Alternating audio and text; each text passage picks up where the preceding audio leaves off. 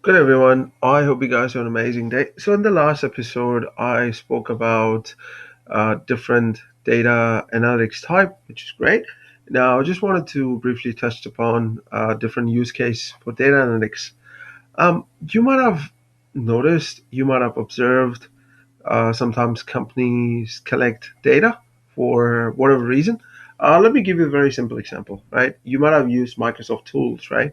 You might have used SQL Server, you might have used C Sharp platform, or you might have used Visual Studio Code, Visual Studio Editor, or Visual Studio, or for that matter, any other development interface, right? So when you use that during the usage, you might sometimes uh, get an option to put a tick box to say, in case of some unexpected event, would you like Microsoft to be notified of an error? So what they're trying to do, right? Um, they're collecting all the user error information so that they can feed that information to their compiler team or to the designer team so that they understand what action caused this specific issue, right? Or what user activity has led to this sort of exception. So they can work on it and fix it and improve the customer experience. So that's one positive use case of the data analytics what companies does.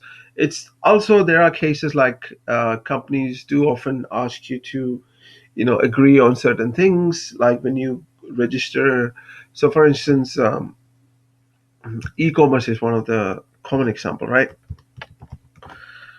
E-commerce website where you normally go and buy certain kind of shopping, maybe your clothes shopping, your shoe shopping, or whatever, right? So you often have to register. Sometimes you don't have to. Sometimes you can use your single sign-on. But either way, right? The company have some sort of information about you, and they have information about the way you do shopping, the information about the product you buy. So they often use the data. So they have data in place. They can train the model using the data to give you a kind of a system called a recommendation system, right? To give you a recommendation based on your previous order history or the way you do things, right? So that's one use of data analytics, right? Another one is a log processing. You must be thinking, oh, that's interesting. Now, from a Salesforce perspective, right? You might be, you know, you might have used Logger framework, right? And let's say, for instance, Nebula Logger, right? Nebula Logger is a very common framework that's used. I've used Nebula Logger. It's a pretty amazing open source logger framework. So you pretty much can log information about the application event, or for that matter, any other event using the logger framework, right? It'll obviously go and store the log information in the custom object. Now you have the data with you, right? Any kind of process that happens, the developer can put a logger information, and that can pretty much go and write the information in a logger object. Now, the advantage is that you can feed that logging information to your analytical tools, maybe, something like a Datadog or any other monitoring tools, right, which analyze, which build a dashboard, which can tells you information about what happened, the percentage of error happened, and how often it happened. You can also build the forecasting. So a lot of different things you can do from a log perspective, and that adds so much of business value, right? So think about this scenario. We are talking about data analytics, right? Analyzing the data. So whenever we talk about the term of think about from a business context, right? What business value this analysis is going to drive. So, for instance, from a log perspective, it can give you an indication about the number of errors that's been happening and the things what we can do to mitigate that, right? So that's a business value from that context, right? Even though it sounds technical, but that business value may be like we need to improve the customer experience, and the customer experience involve, giving a better user experience to an experience portal.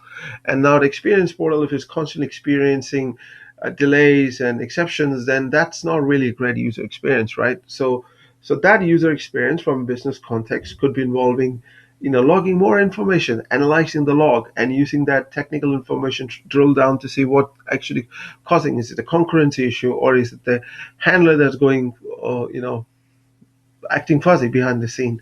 So it's just an opportunity, right? So the data analysis is just not from a tech standpoint, but also from a business standpoint, right? What business outcome are you really expecting? So the use case should be driven based on that, because everything should be driven based on the business outcome. Because if you're not really focusing on a business outcome, then you are not really doing a great work. Because, you know, I'm an architect, right? And I also run my own business, right? And I also run Climate Change Charity Foundation. For me, the business outcome, the value will we gonna drive out of the initiative what we take, that's important.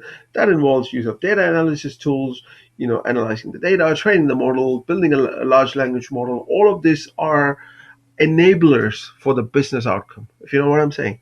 So that's really the use case should be from a data analytics perspective. Whatever drives the business outcome, that should that should be the first point of starting point of discussion, or the starting point of conversation. And if that is what driving your the use case for data analytics, then you're doing a pretty amazing job, because that should be the way it is, right? So, sorry, I didn't really mean to bring too much of business context, but I'm a kind of person, right? I believe that if there's no business value to it, you're just wasting your time. It doesn't matter what kind of tool you use, right? Tool is irrelevant. People, because what I've seen, right? People stress too much. Oh, can I learn PyTorch?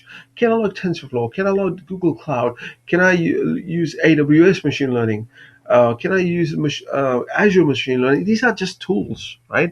Yes, I understand that. The better you have understanding of a specific tool you're going to use, better you can deliver the desired result, right? But if there's no business need for it, then these are pretty much pointless. So that's why I often tell people, do not get stressed on the tooling side of things. Pay more importance to the business value you're going to drive out of any tool you're going to use, right? I get it. Like, I'm a tech person. I love working with the tools. I'm a more hands-on person guy, right? But for me, if it's not going to add a business value, it's pointless. That's the way I look at it. So that's the same thing goes with any use case, right? You need to put the business lens on it. So that being said, that's all pretty much I wanted to cover. Hope you guys have an amazing Wednesday. Adios.